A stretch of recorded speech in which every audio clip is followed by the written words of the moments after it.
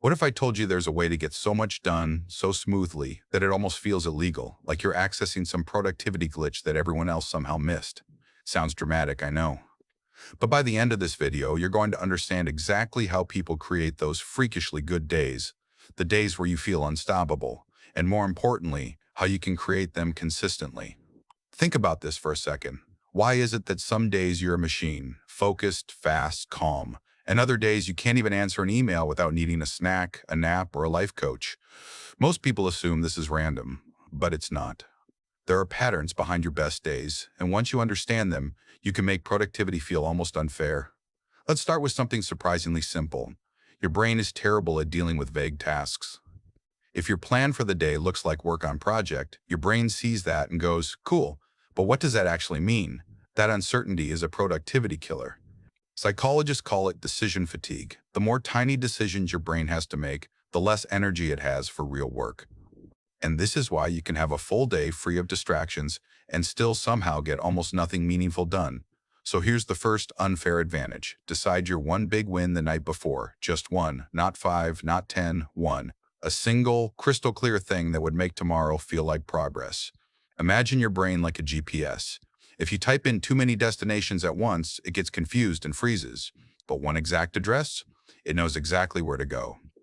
When you wake up already knowing the mission, focus becomes natural instead of forced. Okay, that solves clarity.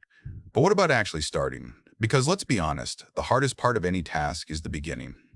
You can try to hype yourself up, motivate yourself, guilt trip yourself, and none of it works consistently. So here's the trick, the 10-minute rule. Tell yourself you only need to work on the task for 10 minutes. That's it. Anyone can do 10 minutes.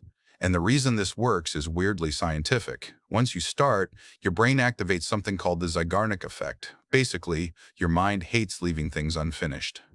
Those 10 minutes usually turn into 20, then 30, and suddenly you're deep into the work. You didn't force productivity, you slid past the mental guard dogs. But here's something people almost always underestimate: your environment.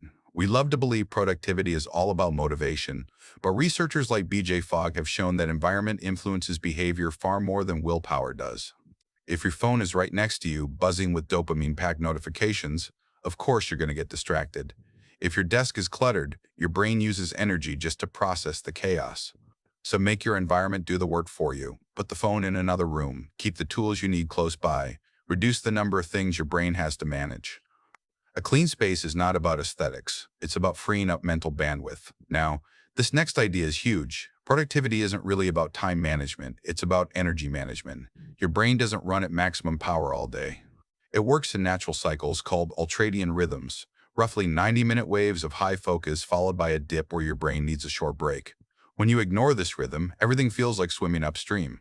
But when you ride the waves, you feel like a genius. So try this: about 80 to 90 minutes of focused work, then 5 to 10 minutes of real rest. Stand up, stretch, walk around, breathe. Your brain resets. Your next focus session becomes sharper. The day becomes a series of intentional sprints instead of one long, exhausting marathon. And now for one of the most powerful tricks: micro wins. Your brain is heavily motivated by progress, even tiny progress. Neuroscientists have shown that when you complete something, even a small step, your brain releases dopamine, not the cheap dopamine from scrolling, but the useful kind that fuels motivation. This is why video games hook us. They constantly show progress. So take advantage of this. Break tasks into smaller steps. Check things off. Track streaks. Celebrate the first step, not just the finish line. When your brain starts to associate work with quick wins, it begins wanting to continue.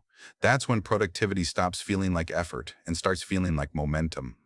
Now imagine combining these: clarity about what matters, a gentle way to start, an environment that supports you, energy rhythms you actually respect, and a day full of tiny wins. When you stack these together, something surprising happens. Procrastination loses its power. Distraction becomes less tempting. Work flows. You're no longer fighting yourself. You're aligned with how your brain naturally wants to operate. And that's why it feels almost illegal, because most people have never experienced work that feels this smooth. But here's the most important part: you don't have to apply everything at once. That's the mistake people make. They try to overhaul their entire life in one week. Instead, choose one starting point. Maybe tonight you decide your one win for tomorrow, or maybe tomorrow morning you try the 10-minute rule. Or maybe you start paying attention to your energy waves instead of forcing yourself to grind endlessly. Any one of these alone can create a noticeable shift. So here's the question I want you to think about. Seriously think about it. If you were to pick just one of these strategies to try tomorrow, which one would make your day feel lighter, smoother, more under control? Because that's the one that will create the biggest immediate impact. Pick it, try it, and watch how your days start to transform. Subscribe for more power.